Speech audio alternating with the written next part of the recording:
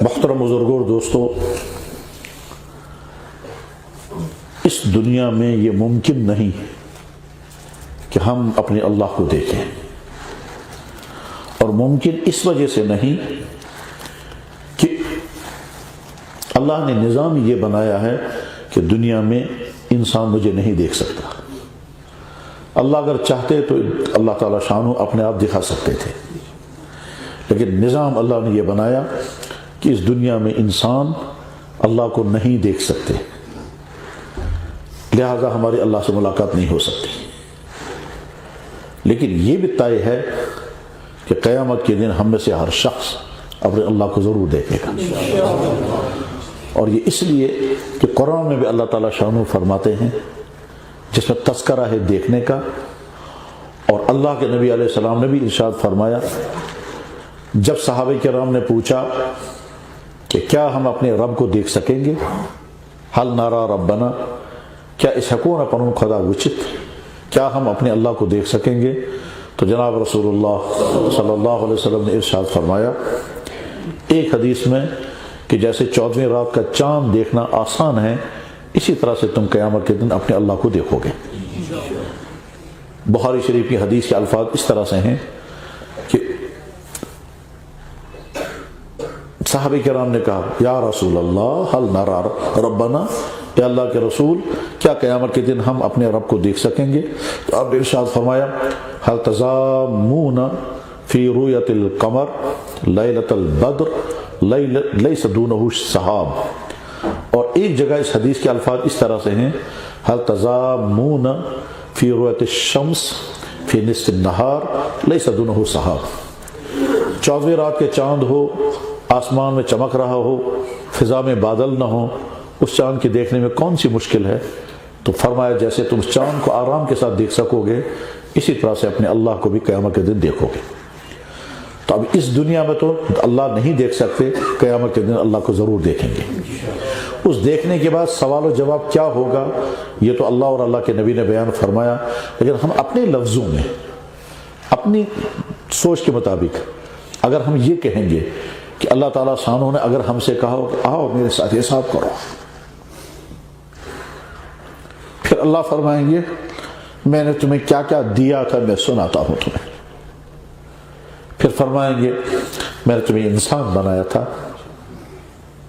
ہم کہیں گے جی ہاں بنایا تھا، فرمائیں گے کیا مجھے طاقت تھی کہ میں تم کو پیدا ہی نہ کرتا، ہم کہیں گے بلا شبہ، پھر فرمائیں گے اگر میں پیدا کرتا مگر جنگلی جانور بنا دیتا تم کچھ کر سکتے تھے، ہم کہیں گے کچھ نہیں کر سکتے تھے، پھر فرمائیں گے اچھا میں نے تم کو جنگلی جانور نہیں بنایا، میں نے تمہیں انسان بنایا، تم نے ڈیمانڈ کی تھی انسان بننے کی، ہم کہیں گے نہیں یا اللہ ہم نے تو نہیں کہا تھا۔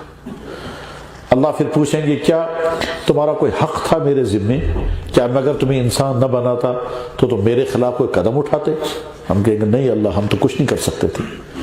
پھر فرمائیں گے اچھا میں نے تمہیں انسان بنایا مگر مجھے یہ بھی طاقت تھی کہ تم کو پیدا کرتا کسی ایسے گھر میں جہاں ایمان کی دولت نہیں تھی، ہم کہیں گے ہاں یا اللہ اگر میں تمہیں اس گھر میں پیدا کرتا جہاں میرے ہی پیدا کیے ہوئے بندے تھے مگر وہ کفر میں تھے تو تم کیا کرتے، ہم کہیں گے یا اللہ ہم تو کچھ بھی نہیں کرتے۔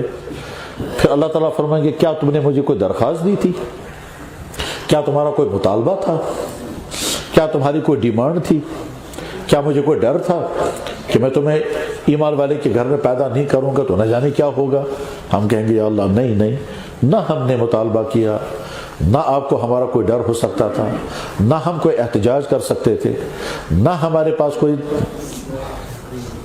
احتجاج کا ڈیمانڈ کا پروٹیسٹ کا ایسا ذریعہ تھا کہ ہم آپ کے خلاف کچھ کرتے نہیں۔ تو اللہ تعالیٰ فرمائیں گے نہ مجھے کوئی خوف تھا، نہ مجھے کوئی لالچ تھا، نہ مجھے کوئی دباؤ تھا، نہ تمہاری درخواست تھی، اس کے باوجود میں نے تم کو ایمان والے کے گھر میں پیدا کیا تھا، ہم کہیں گے ہاں یا اللہ کیا تھا۔ اب اللہ تعالیٰ فرمائیں گے یہ سارے احسانات میں نے تم پر کیے، اس کے بعد پھر بتاؤ میرے نبی کو کتنے پھاقے لگے، تم کو زندگی میں کتنے پھاقے لگے تھے، ہم کہیں گے اللہ کبھی نہیں۔ وہ کہیں گے میرے نبی کو نہ جانے کتنی مرتبہ پہننے کے لیے کپڑا نہیں ہوتا تھا، تم کبھی زندگی میں ننگے رہے، ہم کہیں گے نہیں اللہ ایسا بھی نہیں ہے۔ کہ میرے نبی کو اپنا گھر نہیں تھا، دوسرے کے گھروں میں بہت دنوں تک ان کو رہنا پڑا، تم کو بھی کبھی دوسروں کے گھر میں رات گزارنی پڑی؟ ہم کہیں گے نہیں اللہ ایسا بھی نہیں ہوا۔ پھر فرمائیں گے اچھا میرے نبی نے جب گھر بنایا تھا وہ اتنا چھوٹا تھا کہ جب وہ سوتے تھے تو سر ایک دیوار کے ساتھ لگتا تھا اور پاؤں دوسری دیوار کے ساتھ لگتا تھا۔ میرے نبی جب رات کو نماز پڑھتے تھے تو ان کی بیوی سامنے سوئی ہوتی تھی، ان کے پاس جگہ نہیں تھی کہ وہ الگ سو جائے اور میرے نبی نماز پڑھے۔ تمہارا گھر اتنا بڑا تھا؟ ہم کہیں گے نہیں اللہ ہمارا تو بہت بڑا تھا، ہم کو تو سونے کا کمرہ الگ تھا، ہم کو تو بیٹھک کا کمرہ الگ تھا، ہم کو تو سب الگ الگ تھا۔ تو اللہ تعالیٰ فرمائیں گے اچھا ٹھیک ہے، جتنے مزیدار کھانے تم نے کھائے ہیں کیا میرے نبی نے وہ سب کھائے تھے؟ ہم کہیں گے نہیں یا اللہ نہیں۔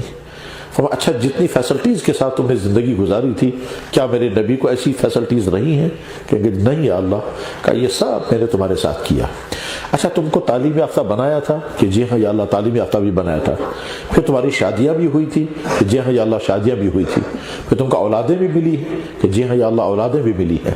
تو اللہ تعالیٰ فرمائیں گے دیکھو میں نے تمہیں انسان بھی بنایا، پورا جسم عطا کیا، ایمان والا بنایا، تعلیم بھی دی، گھر بھی دیے، کھانے بھی دیے، خوشیاں بھی دی، سب ٹھیک ہو گیا۔ لیکن اچھا ایک بات بتاؤ، میرے بہت سارے بندے دنیا میں اندھے ہوتے تھے، تم کو میں نے اندھا تو نہیں بنایا؟ ہم کہیں گے نہیں ہے۔ پھر کہیں گے اچھا میرے بہت سارے بندے دنیا میں گونگے ہوتے تھے، وہ بول نہیں سکتے تھے، تم نے دیکھا ہوگا؟ ہم کہیں گے ہاں ہاں یا اللہ دیکھا ہم نے۔ اچھا یہ بتاؤ میں نے تم کو گونگا اگر بنایا ہوتا تم کیا کرتے؟ کہ یا اللہ ہم بھی نہیں بول پاتے تو تم کو میں نے گونگا بھی نہیں بنایا۔ اچھا تم نے دیکھا ہوگا کہ دنیا میں مینٹلی اب نارمل بہت سارے لوگ ہوتے تھے اور وہ ہسپتالوں میں بند ہوتے تھے، تم نے دیکھا؟ نے کہا ہاں یا اللہ دیکھا تھا، اگر میں چاہتا تو ویسے ہی تمہیں بناتا، تم کیا کرتے؟ ہم کہیں گے نہیں یا اللہ کچھ نہیں۔ پھر فرمائیں گے یہ سب وہ ہے جو میں نے تیرے ساتھ کیا ہے۔ اب فرمائیں گے میں نے تیرے ساتھ کیا کیا وہ تو میں نے بتا دیا، اب تم اپنا بتاؤ۔ جیسے من سے پانوں حساب میرے بھائی اس وقت ہم کیا جواب دیں گے؟ اللہ کی نعمتیں یہ ساری ہیں، ان کا انکار نہیں کر سکتے۔ قرآن کریم میں اللہ تعالیٰ فرماتے ہیں میری بد کتا ناشکر اچھا۔ پھر دوسرا جگہ فرمایا قلیل من عبادی الشکور، بہت کم ہے میرے بندوں میں جو میرا شکر ادا کرتے ہیں۔ فرمایا فاذکروا آلاء اللہ، یاد کرو میں نے کیا کیا نعمتیں دی ہیں۔ میرے بھائیو انسان سے مزاج کے ساتھ سنیے، انسان کا مزاج یہ ہونا چاہیے کہ جو ہے اس کے بارے میں سوچے، اگر یہ نہ ہوتا تو کیا ہوتا، جو ملا سوچیں اگر یہ نہ ملا ہوتا تو پھر کیا ہوتا، گھر ہے اگر نہ ہوتا تو کیا ہوتا، دیکھنے کو آنکھیں ہیں نہ ہوتی تو کیا ہوتا، بولنے کو زبان ہے نہ ہوتی تو کیا ہوتا، کھانا مل گیا نہ ملتا تو کیا ہوتا، اور کھانا مل گیا لیکن کھا نہیں پاتے تو کیا ہوتا، اور کھا پاتے لیکن ڈائجسٹ نہ ہوتا تو کیا ہوتا، اور اگر کھانا ڈائجسٹ ہو جاتا مگر قبض کی بنا پر باتھ روم نہیں جا پاتے تو کیا ہوتا، ہم کھاتے اور وہ ڈائجسٹ نہ ہوتا اور ہماری نیند اڑ جاتی اور اس کے نتیجے میں راتیں بے قراری میں گزرتی تو کیا ہوتا۔ غرض یہ کہ چھوٹی سے چھوٹی نعمت پر بھی غور کر کے سوچنا چاہیے، اگر یہ ایسے ہے نا ایسے کیا بنے، اور اگر یہ ایسے نا تل کیا بنے۔ اولاد والا سوچے کہ اگر میں بے اولاد ہوتا تو کیا ہوتا، روزگار والا سوچے اگر میں بے روزگار ہوتا تو کیا ہوتا، تعلیم والا سوچے کہ اگر میں ان پڑھ ہوتا تو کیا ہوتا، اور دین والا سوچے اللہ نے اگر مجھے دین سے دور کیا ہوتا تو کیا ہوتا، اور ایمان والا سوچے اگر بے ایمان آسا کفر میں کیا بنے بکات آسا۔ حاسبو قبل ان تحاسبو، اپنا حساب پہلے لے لو اس سے پہلے کہ اللہ تمہارا حساب لے گا، اپنا جائزہ خود دے لو اس سے پہلے کہ اللہ تم سے کہے گا چلو میرے ساتھ کرو۔ میرے بھائی ہم سب بہت خوش قسمت ہیں، بہت ہی زیادہ خوش قسمت ہیں کہ ہم کو ایمان والا بننے میں کوئی ایسی قربانی نہیں دینی پڑی جیسی قربانی صحابہ کو دینی پڑی، جیسے قربانی اس کے بعد کے لوگوں کو دینی پڑی، اور جیسی قربانی آج کے کسی ایمان قبول کرنے والے کو دینی پڑتی ہے۔ آج بھی جب کوئی آدمی ایمان قبول کرتا ہے تو بہت قربانیاں دینی پڑتی ہیں، جن کا ہم اندازہ نہیں کر سکتے۔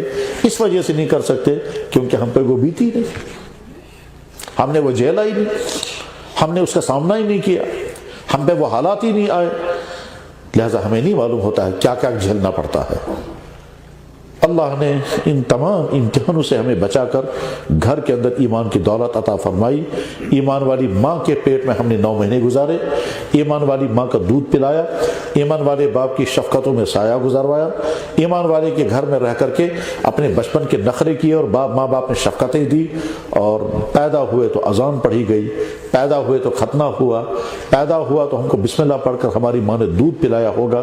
یہ سارا اس لیے ہوا کیونکہ ہم ایمان والے کے گھر میں پیدا ہوئے، اور اگر ایمان والے کے گھر میں پیدا نہ ہوئے ہوتے تو نہ جانے کب کیا کیا ہوا ہوتا، اور کیا کیا ہمارے ساتھ کیا گیا ہوتا، اور کیا کیا ہمیں کھلایا اور پلایا گیا ہوتا۔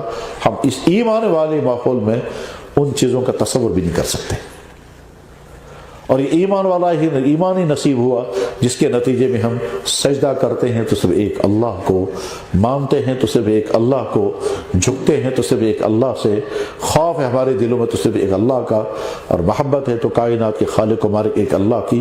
وہ ایک سجدہ جسے گراں سمجھتا ہے تو دیتا ہے 1000 سجدوں سے آدمی کو نجات۔ کہ اے انسان، تجھے نہ جانے کن کن کے سامنے جھکنا تھا، تجھے نہ جانے کن کن کو سجدے کرنے تھے، نہ جانے کس کس مخلوق کو تجھے خالق کے مقام پر پہنچانا تھا، مگر میں نے گویا اللہ یہ کہتے ہیں میں نے تجھے اپنے سامنے جھکایا تو ہزاروں کے سامنے تیری گردن جھکنے سے بچ گئی۔ میں نے تجھے اپنا سجدہ عطا کیا، ہزاروں سجدوں سے تو بچ گیا، اور اگر میرا سجدہ تجھے نصیب نہ ہوا ہوتا تو نہ جانے کس کس کو تجھے سجدے کرنے پڑتے۔ اللہ تعالیٰ بہت محبت کے ساتھ شکوہ کرتے ہیں تو کتنا ناشکرا چھو، تم کیوں نہیں سوچتے میرے ساتھ تمہارے ساتھ کیا کیا کیا ہے؟ تم کیوں کہتے ہو ہمارا خدا ہمیں پوچھتا ہی نہیں ہے؟ تم کیوں کہتے ہو اس کیا جد خدا ہے؟ تم کیوں سمجھتے نہیں، کیوں مجھے یاد نہیں رکھتے ہیں، کیوں مجھے بھول جاتے ہو؟ تم ہر وقت میں تمہارے ساتھ، ہر وقت میری نعمتیں تم پر برس رہی ہیں، تم کھانا کھاتے ہو تو اس میں طرح طرح کے مزے ہیں، وہ میں نے تمہارے لیے رکھے، تم مزوں کی قسم قسم کے کھانے کھا کر میٹھی نیند سوتے ہو کھراٹوں کے ساتھ، وہ میں ہی تو تمہیں نیند دیتا ہوں، تم اپنی بیویوں کے ساتھ وقت گزارتے ہو خوشیوں کے ساتھ، وہ لذتیں تو میں نے دی ہے، تمہیں اولادیں دی گئی ہیں، وہ اولادیں تمہارے کتنی اچھی لگتی ہیں تمہارے، وہ میں ہی تو پیدا کرتا ہوں، تمہارے کھیتوں کے اندر فصلیں اگتی ہیں، اور تم زمیندار بن کر جب اپنی فصل کو دیکھتے ہو کیسی خوشی ہوتی ہے اس وقت، زمیندار ہی سمجھت کہ زمینداروں کے ساتھ خوشی جکھاتا تمیز یا ویزو پانے ساتھ ذرا تا سوچا وہ میں ہی تو کرتا ہوں، جب تمہارے گائے کے تھانوں میں دودھ آتا ہے تمہیں کتنی خوشی ہوتی ہے، وہ میں ہی تو پیدا کرتا ہوں، جب تم بیمار ہوتے ہو اور بلک کر کے خود مجھے پکارتے ہو، میں کبھی دوائی کے بعد تمہیں شفا دیتا ہوں، کبھی دوائی کے بغیر تمہیں شفا دیتا ہوں، تم سمجھتے کیوں نہیں ہے؟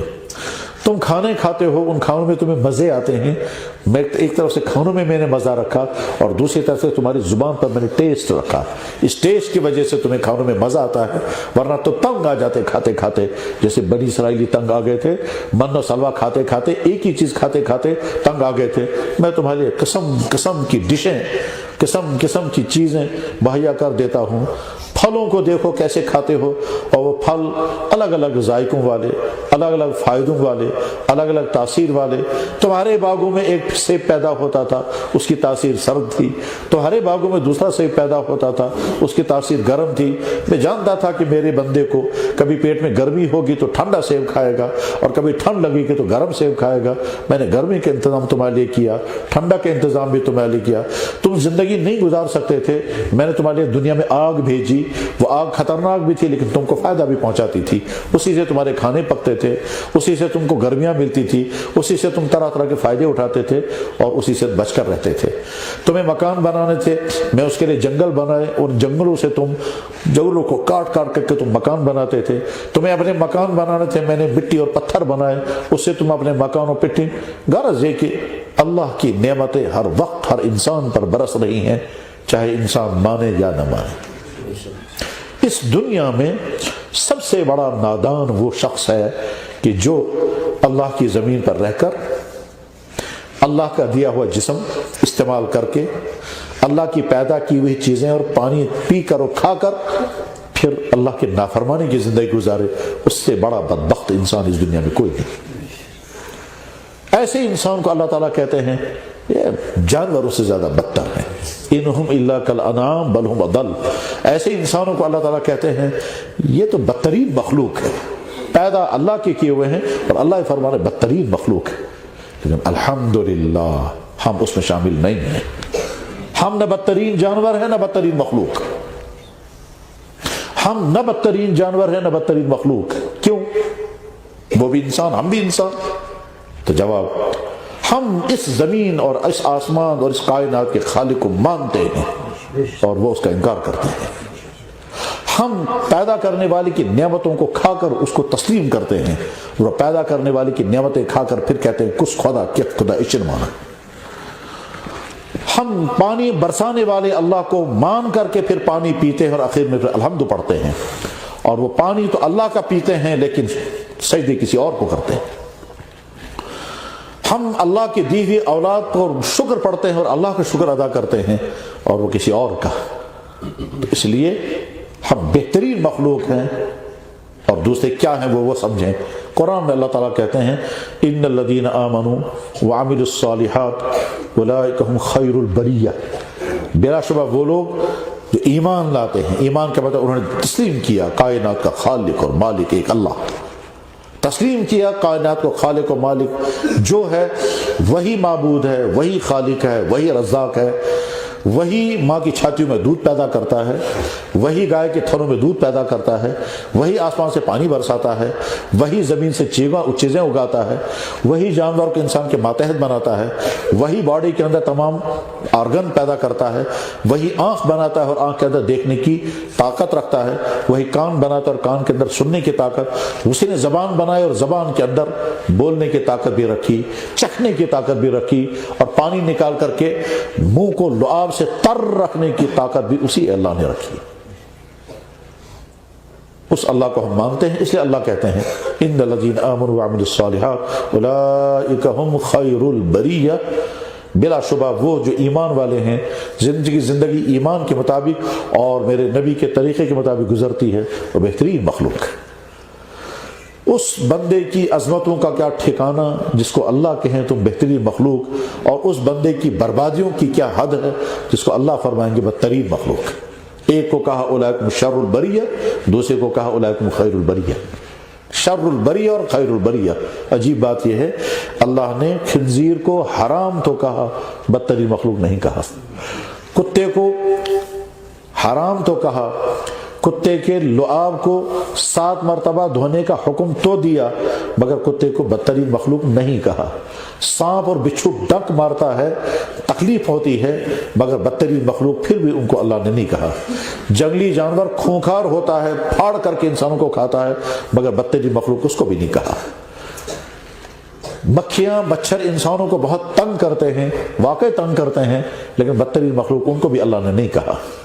لیکن اس انسان کو جو انسان ہے، جس کو عقل دی، سمجھ دی، اور اس کے ہم نے سچا دین آ گیا، اور پھر بھی اس کائنات کے خالق و مالک کو نہ مانے، اور پھر بھی محمد الرسول اللہ جیسی عظیم الشان شخصیت جن کے کمالات کو ساری دنیا تسلیم کرتی ہے، ان کے نام مبارک، ان کے کمالات کو سن کر پھر بھی جو نہیں مانتا ہے، تو اللہ ان کو کہتے ہیں یہ بدترین مخلوق ہے۔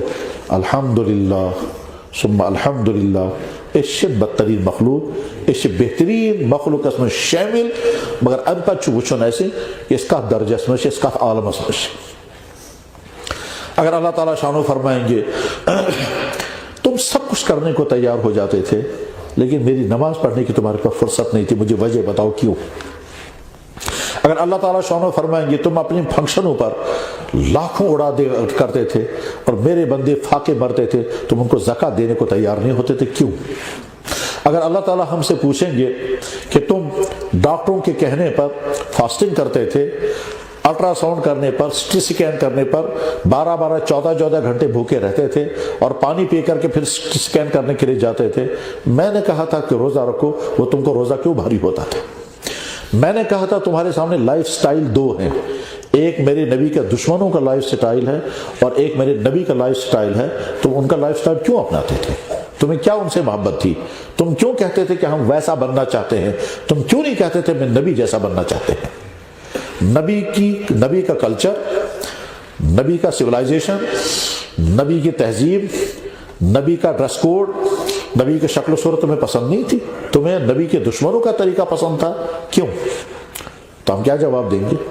اگر اللہ یہ فرمائیں گے ڈاکٹر کے کہنے پر تم میری پیدا کی ہوئی حلال چیزیں چھوڑنے کو تیار ہو جاتے تھے اور میرا نبی تم سے کہتا تھا یہ چیز مت کھاؤ، تم چھوڑنے کو کیوں تیار نہیں ہوتے تھے؟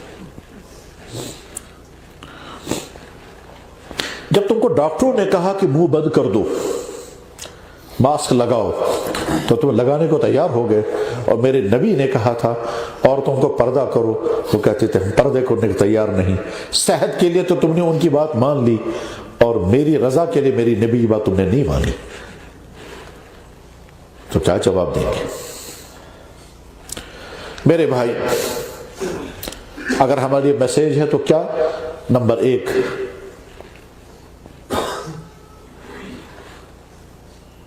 جتنا شکر کریں اتنا کم، جتنا اللہ کی نعمتوں کو سوچیں اور سمجھیں اور نعمتوں کا احساس کریں اتنا کم۔ کیوں؟ اس لیے کہ ہم اللہ کی نعمتوں میں ڈوبے ہوئے ہیں اور اللہ کی نعمتوں ہی کے سہارے زندگی گزر رہی ہے، اور تمام قسم کی نعمتیں اللہ نے عطا کر دی ہیں، اتنی نعمتیں عطا کی ہیں جن کا ہم تصور بھی نہیں کر سکتے۔ اللہ اکبر۔ جناب رسول اللہ صلی اللہ علیہ وسلم نے ساری زندگی غسل کیا، کبھی مگ سے پانی نہیں ڈالا کیونکہ مگ ان کے پاس نہیں تھا۔ اللہ کے نبی علیہ السلام نے ساری زندگی حضور غسل کیا، کبھی صابن استعمال نہیں کیا، انہوں نے صابن دیکھا بھی نہیں ہے۔ اللہ کے نبی علیہ السلام نے ساری زندگی کھانا کھایا، مگر کبھی بھی ایک دن میں 2 مرتبہ پیٹ بھر کر کھانا کبھی نہیں کھایا۔ اللہ کے نبی علیہ السلام کے گھر میں کوئی الماری نہیں تھی، کیونکہ الماری سامان کے لیے ہوتی ہے، ان کے پاس کوئی سامان نہیں تھا۔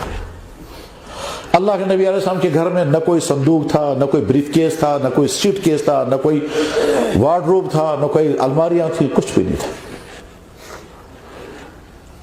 آج ہمارے گھروں میں وارڈروب ہوتے ہیں، لاکر ہوتے ہیں، صندوق ہوتے ہیں، بریف کیس ہوتے ہیں، ان میں کپڑے ہوتے ہیں، ڈھیر لگے ہوئے ہوتے ہیں۔ اللہ کے نبی علیہ السلام کے پاس ایسا کچھ بھی نہیں تھا، کوئی صندوق نہیں، کوئی کچھ نہیں۔ اللہ کے نبی علیہ السلام نے ساری زندگی جتنے سفر کیے، کسی سفر میں آپ کے لیے کوئی جائے نماز نہیں بچھایا گیا، مٹی پر، پتھروں پر آپ نے نمازیں پڑھی۔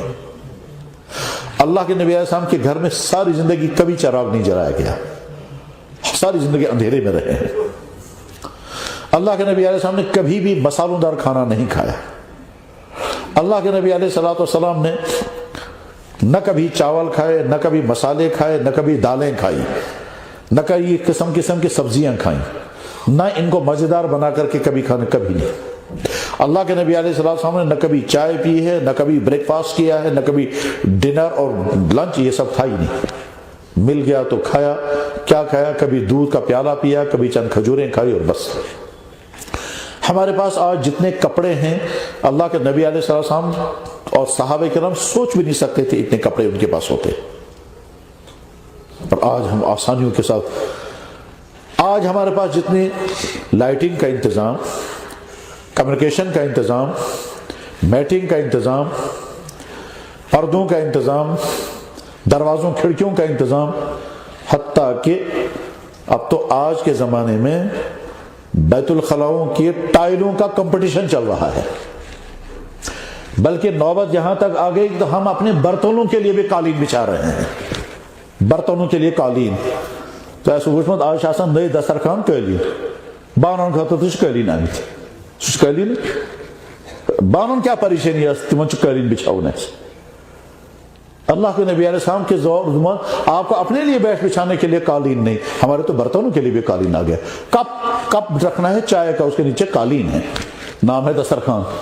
تو اتنی فیسلٹیز کا زمانہ ہے، اس میں ہم زندگی گزار رہے ہیں. تو میرے بھائی شکر ہمارا معمول بننا چاہیے، ایک بات. دوسری بات یہ ہے کہ ہم جس دور میں زندگی گزار رہے ہیں اس دور میں انسان مسلسل دین سے دور ہوتے جا رہے ہیں. 5.5 ارب انسان اسلام سے محروم، 1.5 ارب انسان اسلام کے اندر ہیں، ایمان والے ہیں، مگر ان ایمان والوں کے اندر اکثریت وہ ہے کہ جن کی زندگی غیر ایمان والوں جیسی ہے.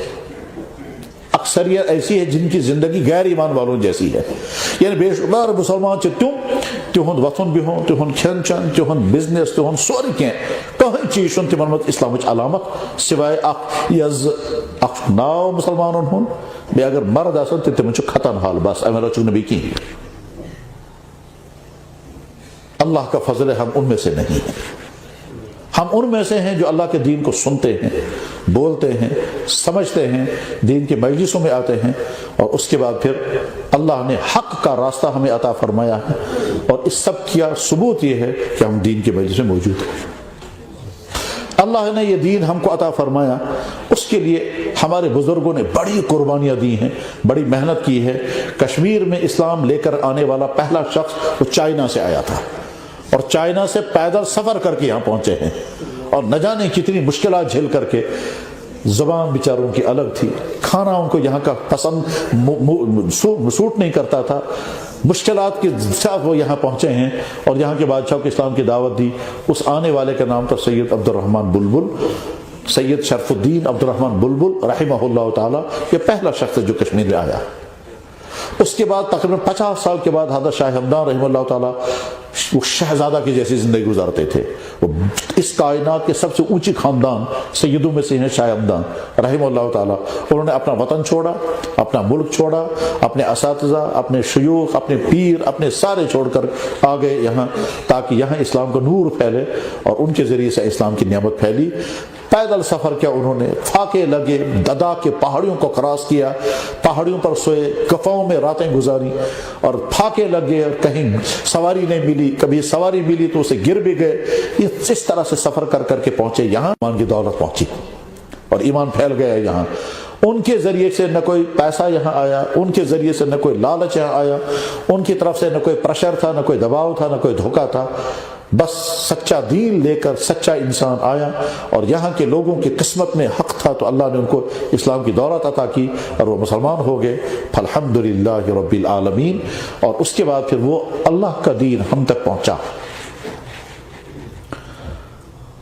اللہ کا دین ہم تک پہنچا ہمارے والدین کے ذریعے، ہمارے بزرگوں کے ذریعے.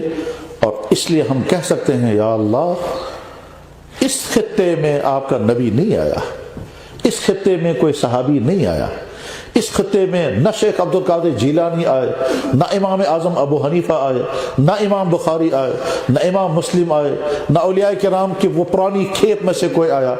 بہت بعد میں آپ کے 2 نیک بندے یہاں تک پہنچے. ٹھیک ہے، ہم تک اسلام پہنچا ہے، اور ہم آپ سے وعدہ کرتے ہیں کہ دین حق ہم تک پہنچا، اسی دین پر ہم قائم رہیں گے. یا اللہ اگر وہ آپ کے بندے یہاں نہ آئے ہوتے تو ہو سکتا تھا آج تک یہ کفر برقرار رہتا، جیسے دنیا کے بے شمار خطوں میں آج یہ کفر برقرار ہے. بالکل ہمارے پڑوس میں چائنا، بالکل ہمارے قریب میں ہے کوریا، ہمارے قریب میں ہے دوسرے کئی خطے، وہاں ایمان کی دولت نہیں پہنچی، اور اگر پہنچی تو وہاں کے لوگوں کو مقدر نہیں تھا. وہ آج بھی اسی کفرستان کے اندر ہے، وہ آج بھی وہی کیڑے مکوڑے کھاتے ہیں. آپ کو نہیں معلوم ہوگا چائنا کے لوگ سانپ بھی کھاتے ہیں، بچھو بھی کھاتے ہیں، گاگر تشتین کھاور، گاگرنچ کھاور. وہ ایک سجدہ جسے کرنا سمجھتا ہے تو دیتا ہے 1000 سجدوں سے آدمیوں کو نجات. تو شاہ پتا تو کیا کیا اسو چھوڑ اور کیا کیا اسو تو کروں. اللہ اکبر، اللہ اکبر. تو میرے بھائی شکر، اور شکر کے بعد پھر اس احساس کہ اللہ نے ہم کو ایمان اور اسلام کی دولت عطا فرمائی. اب ہماری ڈیوٹی کیا ہے؟ تو جواب ہمارے سب کی ڈیوٹی یہ ہے ہم اس اسلام کو سیکھیں، اپنی زندگی میں اتاریں. ہمارا اللہ جیسا ہمیں حکم کرتا ہے ویسے ہم اپنے ماں باپ کے ساتھ رہیں گے.